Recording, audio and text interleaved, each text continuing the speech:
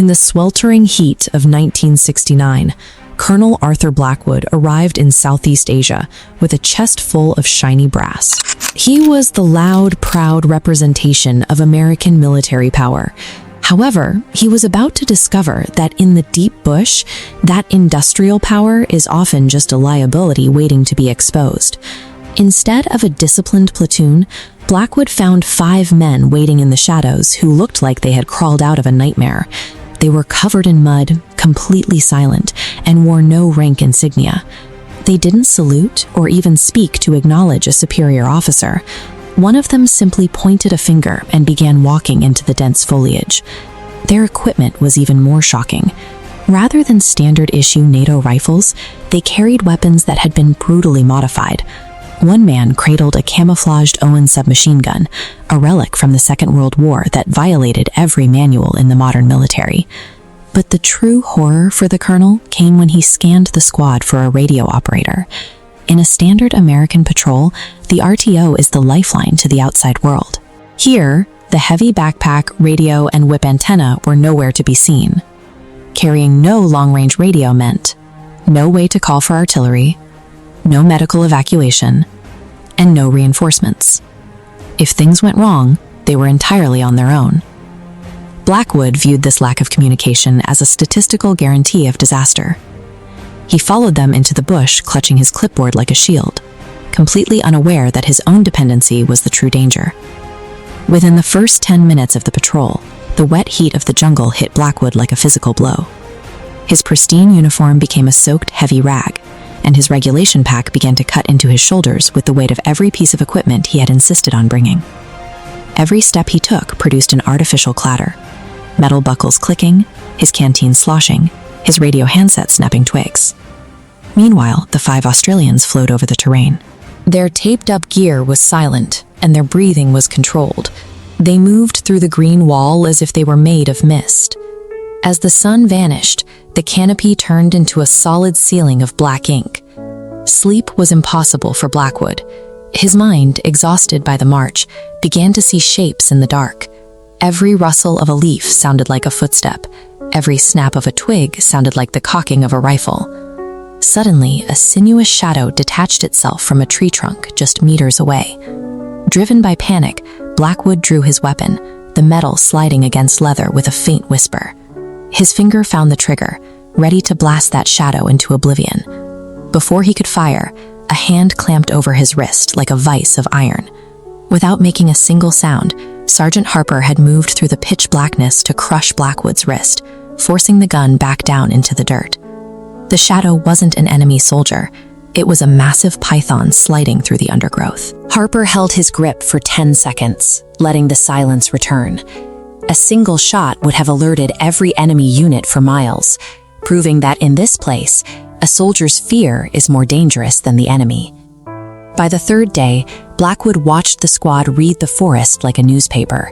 The patrol froze instantly when the smell hit them. Not the smell of the jungle, but the sour, chemical scent of cigarette smoke.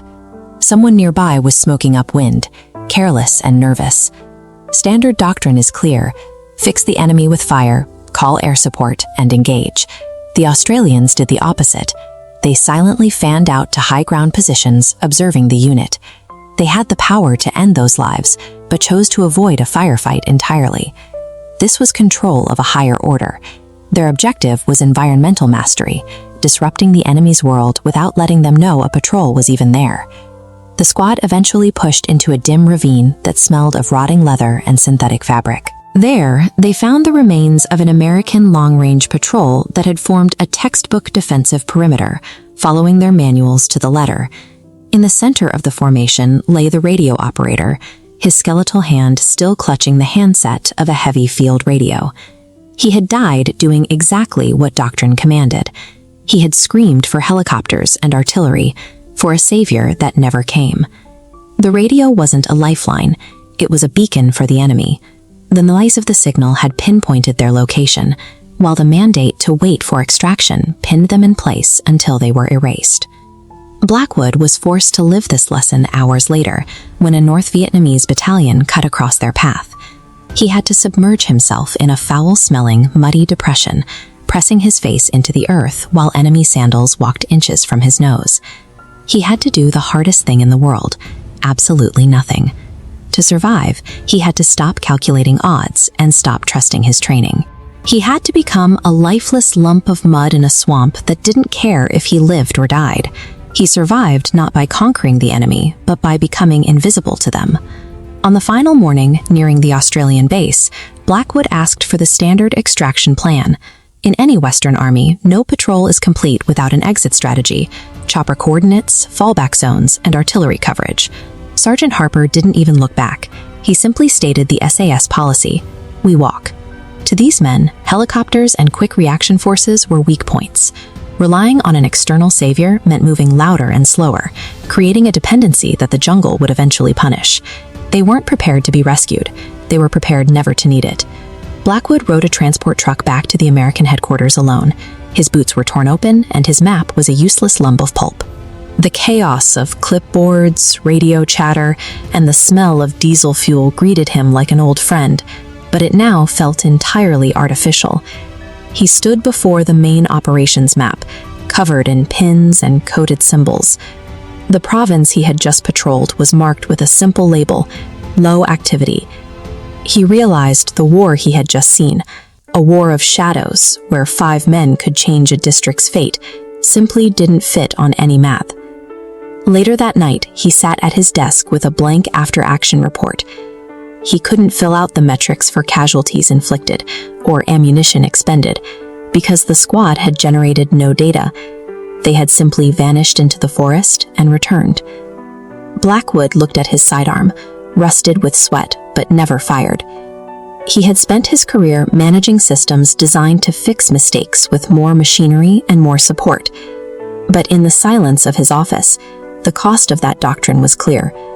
Most armies train to win with firepower, but the elite win by never being found.